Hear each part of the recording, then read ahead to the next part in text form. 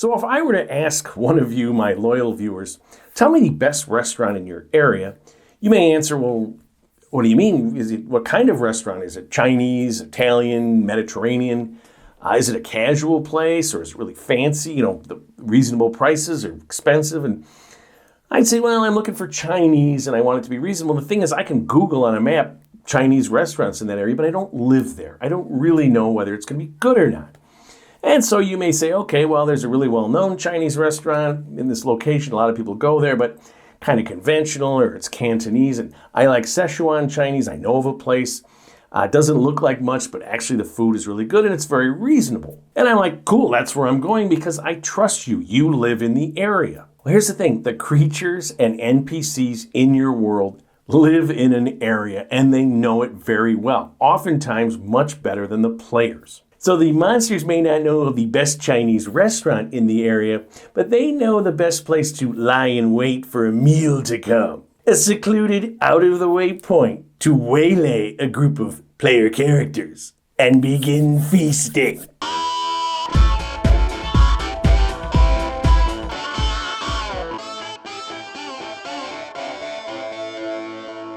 Hey gang, KR King here, helping you homebrew your own D&D campaign. So today's episode is about the monsters and NPCs of your world, what they know about the area that they live in, and how you can reflect this knowledge in the way they interact with your player characters. Because, thinking about how this area knowledge manifests itself in the behavior of the monsters and NPCs of your world lends verisimilitude to both the role-playing and game mechanics. Now, of course, you do have monsters in D&D that don't really know anything about their surroundings.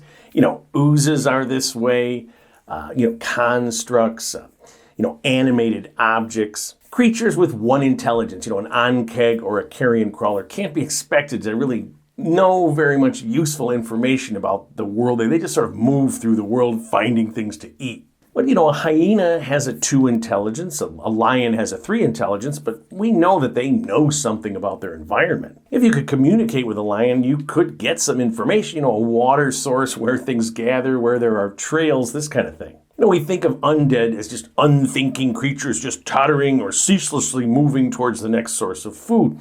But is that always the case? Could a zombie have some dim memory of its past? Now, again, the undead are used as an extreme example. Most time players are just going to confront them and kill them or dispel them and move on to the next thing. But it's something to think about because it adds flavor to your world. So today I'm going to give some examples of, some monsters, and the idea being here to think about, well, how much would they know about the area where they live, and how could that be imparted to the players in some meaningful way that, again, could give you the sense that you really are in a world with creatures interacting with that world. So I'm going to be using intelligence as the mediating influence in terms of this area knowledge, but again, it doesn't have to be. The streeter, the giant spider creature, has a 2 intelligence but a 10 wisdom. The Duergar have domesticated them and used them, so they do have some awareness. But again, we usually associate intelligence as the marker of sentience, so that's what I'm going to be using to think about what level of area knowledge a creature might have. And even though I did use a hyena and lion as an example of creatures with low intelligence that would have some, and you can use communicate with animals and communicate with plant spells, I think they're going to give you kind of a rudimentary knowledge. They're operating a lot on instinct in terms of their behavior vis-a-vis that environment. So I'm going to go with creatures that have a little bit higher intelligence. All right, so the first creature that I'm going to use, which has a 5 intelligence, pretty low, is the girallon.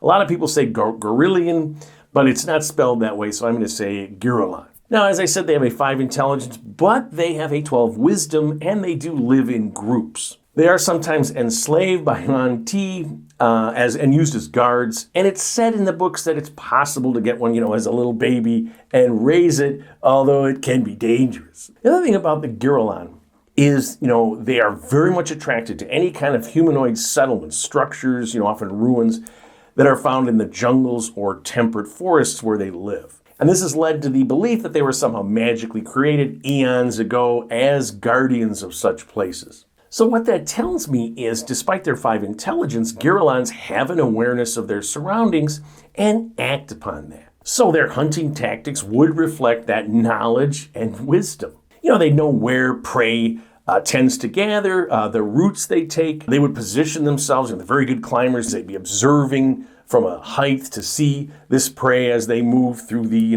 dense jungle or forests. They'd know how to stay downwind of their prey and to hide until just before the moment to attack. And with that wisdom, the girallon would know when it was time to run away. So if your group goes into a jungle where girallons live, use those kind of tactics. A girallon is going to hear the group coming before they hear it. It's going to get itself into a position where they can observe the group and decide, when and how they want to attack, if they can just grab one member and run off with them. Now, it says that almost all the time the girallon are solitary hunters. They only gather together for particularly big kills or whatever, which I think is unfortunate because the solo attacking, this happens a lot in the 5th edition D&D, you really lose your action economy when you just have one creature attacking a party. Now, the thing is, I often don't pay attention to that. And I'll tell you why. I did a video a year or so ago about improving the Cyclops where I said, hey, why should they be so stupid? Couldn't you have, a smart, the Leonardo da Vinci or Einstein of Cyclopses that happens to be intelligent? The reason I say that is because the only creatures we have to base upon sentience are humans, and they range in intelligence, so why can't creatures? So if you did have a highly intelligent girallon, why wouldn't they say, hey, why are we not, hunting in packs all the time? Why are we allowing the yuan-ti to enslave us? Okay, but here's the thing. Even if you want to you say, I just want to run the girallon as they are written, that's fine, but again, they should be able to use some tactics that don't necessarily reflect their 5 intelligence. In other words, they would know where the best restaurants are in the area that they live. So the thing is, this is where a spell like tongues comes in really handy, because if you're searching something in a jungle, or you have something and you meet a girallon and you defeat it and subdue it, you could, in theory, hold it overnight so that your cleric can then take a tongue spell the next day and communicate with it. You haven't killed it. You're going to offer up you're not necessarily going to harm it, but you want some information. The thing is, it says explicitly that the girallon are super attracted to ruined structures in these places, which player characters are as well. So they'll know places to avoid. Maybe, there's powerful magic here or something that frightens us. Well, the players are like, that's where we want to go. And here's another important point of order. If you're going to have creatures, 5 intelligence, 6, don't have languages, but they are perhaps going to interact with the players. You want that sort of, role-playing with the tongue spell really provides, but you don't have a cleric in the group. You can give one out on a scroll sometime, or even on an old spell book. It's one of those spells, the wizard might take a long time to learn that spell in terms of their limited spell book, but it's really useful. All right, so now let's move up the scale a little bit in terms of intelligence. I'm going to look at wererats. They're said to have an 11 intelligence, but they're also very cunning. They organize themselves in a thieves' guild type structure, which is a little like the mafia. The only way to get out is to be dead. So I would suggest that wererats are very knowledgeable of the area that they live in. Let's say they're in a sewer system in a city. They're going to know that sewer system, inside and out. They're going to know where all the drains are. They're going to know those buildings which in the basements have drains that lead down into these sewers. They're also going to know about forgotten tunnels and catacombs and, areas that have been sealed over or lost to time. They're going to be aware of this. And they're going to be very aware of the comings and goings of these buildings where they have access through these drains. But again, they have an 11 intelligence and 10 wisdom. So the sort of knowledge that they're going to find important should reflect that, unless you have some super genius wererat, which is perfectly possible and maybe even probable. But if you're, again, just going with the wererats as written for simplicity, I think about the sort of knowledge that they are going to, be very concerned with. They want to know where the town guard are when they come and when they go. They're going to know when the trading ships arrive and where they store their goods. But they might not have a knowledge of the coming and goings of the royal houses or the wizards' guild or anything, unless it directly affects them. They might not understand the value of some magic item or scroll or something unless it's, gilded or, has jewels on it. They might not realize there's a secret door in some tunnel that they pass by every day. Another interesting thing that you can do with a creature like a wererat that has this intelligence that's not super high wisdom and has this sort of cunning way of looking at the world is to make its knowledge be very, conspiratorial and transactional. The wererat doesn't really understand the subtleties of politics or the sophisticated, reasoning of powerful NPCs. So they might create bizarre motives for the goings-on in the city. They might say that the, leading wizard is clearly has a pact with a powerful demon because look at how intelligent he is, and how could that happen? He sold his soul for that intelligence. Like people would sometimes say about musicians and things in the real world. They think that all profit must come from cheating, that contracts aren't worth the paper that they're printed on, and that all relationships are essentially transactional. Why? Because that is their worldview. Everything is rigged. No one operates out of true charity. So if you have a paladin who set up, let's say, a place on the wharf to help down and outers or, people that are addicted to drugs or something, they're going to go, oh, well, you remember those tavern people that used to hang out with us at the tavern? And they went to the paladin's place and they disappeared because he's selling them into a slave ring, right? They didn't just get cured and they don't go to the tavern anymore. So if your players have some interactions with these wererats, and it isn't just kill or be killed, but some kind of, truce is called, or there's even some kind of mutual alliance, even if it's short term. Think about how this point of view, conspiratorial, transactional, might affect the things they know about. So the wererat's favorite restaurant might be some fast food kind of divey thing, but they like it because it doesn't have a bunch of fancy folks around. I can trust the people that make the food, this sort of thing. And there are people around there that might see them, highfalutin people and arrest them. All right, so let's go a little bit higher up in the intelligence scale, and I'm going to pick hobgoblins. And you might say, well, wait a minute, hobgoblins, they're not that smart. But actually, the original standard hobgoblin was a 12. The hobgoblin warlord is a 14. You go up in some of the supplements. The devastator has a 16. They've always been known as the highest level of the goblinoids. And in fact, they very much prepare for battles. They very much study their environment. And they're a perfect example of a creature that you can have their behavior and their interactions with the players reflect that knowledge of their area. So the hobgoblin knows every restaurant around them, even if they never eat there. So what does that mean for the players that encounter hobgoblins in terms of their pretty extensive, and thorough knowledge of their area? Well, traditionally hobgoblins, we always played them as pretty evil and they just attacked everything on sight. I think in the modern edition, they're not quite that way, although they do attack elves on sight. But, I always think that they will, if they see something that's weaker than them, will attack them, will try to defeat them. But if you do play them as standard warlike, what does that intelligence and wisdom and that, extensive knowledge of the area around them mean? Well, first of all, if they have an encampment or whatever, it's always going to be in a strategic location. It's going to be on high ground with a good water source. They're going to have areas around that where they can see things coming and going from all sides. They're going to have defensive fortifications, really strong walls, probably, moats or pits or traps set up. They're going to have scouts, patrolling the area. They're going to have guards, as I said, in high places so they can see anyone that's coming. And they're going to fight strategically. They're going to use ranged weapons from a distance to soften the enemy up. They're going to send out advance guards, but leave troops behind strategically.